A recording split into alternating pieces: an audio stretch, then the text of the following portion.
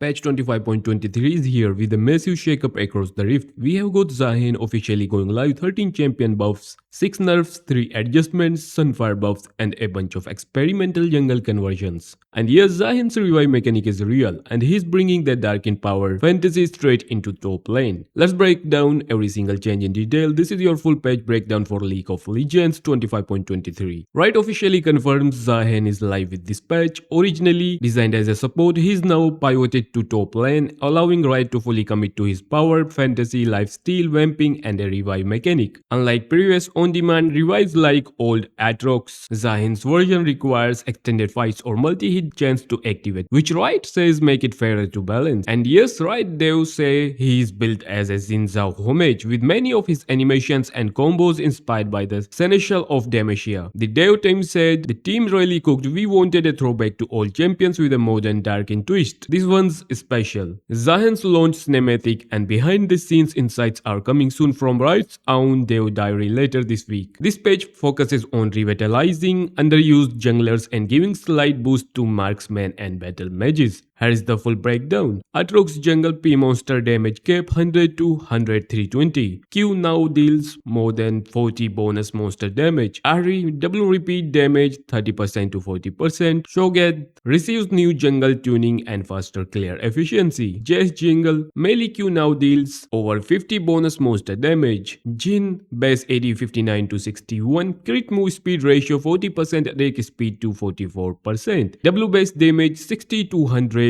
to 70 to 110. Malphite jungle double monster damage 100% to 200%. Misfortune RAD ratio per wave 75% to 77.5%. Rexay receives small buffs for better jungle tracking and tunnel uptime. Riven jungle passive now deals over 50 bonus monster damage. Skarner AD growth 4 to 5. Q target steal damage 8% to 9%. Q cooldown 8.4 second to 8.3 second. Swain improved sustain and laning stability. Tristana AD growth 2.5 to 3. Xayah slight increase to early game base AD for better laning trades. Zeri R move speed per stack 0.5% to 1%. There's a massive multi-role buff wave and notably, Riot's jungle expansion initiative lets more champions Q jungle when auto-filled, reducing Q frustration across regions. Now for the nerf list, aiming at toning down strong performance from walls and high-ranked solo Q. Ashe Q attack speed 25-75% to 25-65%. Caitlyn headshot AD ratio 60-120% to 60-100%. Headshot non-champ ratio 110-120% to 110% flat. V QE burst base damage 20-100 to 20-80. QEAP per second 20% to 22%.